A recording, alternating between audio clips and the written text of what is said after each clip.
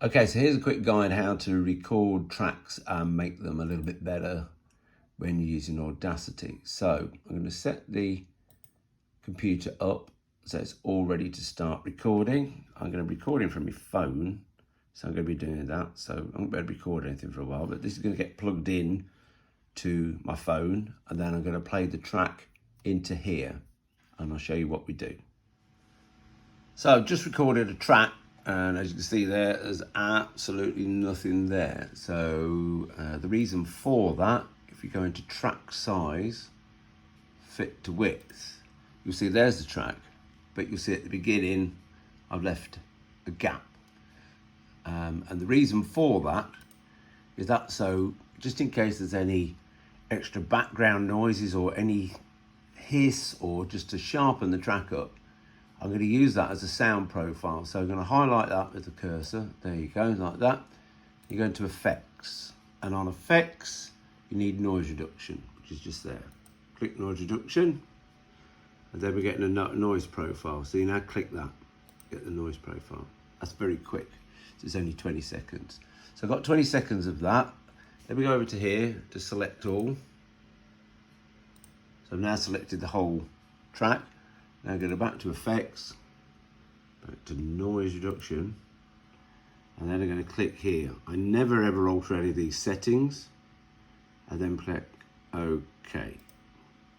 It just takes a few seconds for that to do that. Okay, so I basically recorded nothing, but you never know what you can hear. Now, I know there's going to be another problem, because whenever you start a track, there's always a little click, or I always get a little click, and it's just there, that little bit there. If I can highlight it, you might be able to hear it just click before the track starts. There. Not a lot. You can see it come up on the screen. Yeah, there. So you can remove that. So highlight there. Now press delete. That's gone. So we now go there. So now when the track starts, it can come straight away. There we go. Now, got all that at the end. That's me stopping it and unplugging it while it's still recording. So exactly the same. Highlight it all the way up as close as you want to go. Don't need any rubbish. Otherwise, you'll end up with a track longer than what you want it, and you'll think the track's, you've got ages, and then suddenly the track will end. So that's done that. Now, do the view on the track size to width again. So I'm going to play the track. I'm going to start along here. So there you're playing along. Just look here.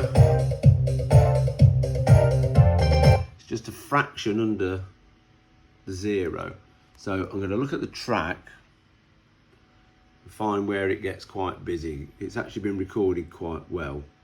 There's no ups and downs. So what I'm going to do is turn up the volume of it, and I do that over here on this one just here. Okay, that's the gain. So, but if you go too far, it will peak on the zeros, and then you'll have to stop and start the track again to reset it. So let's see how easy I can do this.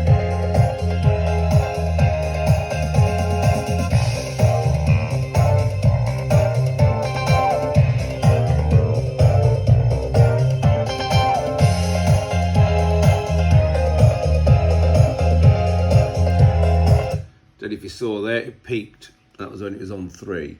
So I'm going to go back to 2. Let's put that there. Okay, so I've now got it as high as I can. So now press play.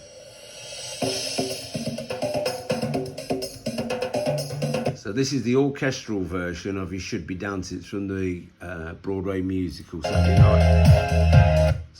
Night Fever. So now I need to find out what key the song's in. I'll then play that on the keyboard. I will also have a sing-along to the song. If you want to change the key of it, select all, go to effects, and then you want to change the pitch. Try and ignore all this. A semitone is one number. So I'm just going to lower it 2, which is 2 semitones make a tone. That's gone down a tone.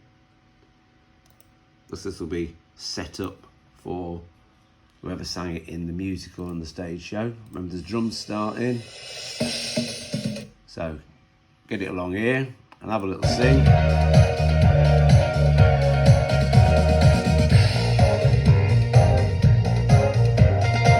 And then you work out if that's okay. If for any reason you're listening to your speakers and don't listen to one of laptop speakers, you really need some separate speakers.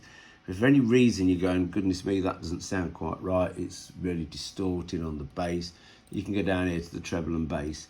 You can actually do, even if you do a playback, as you see there, when you change the treble and bass, it's got 0.3 of a drop of the decibels, which then comes back to that same thing. So sometimes you have to then tweak it up there.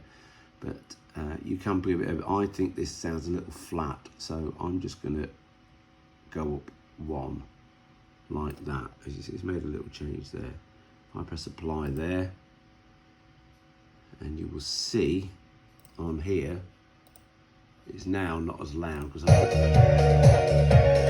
volume's gone down. So you go back to the same thing over here.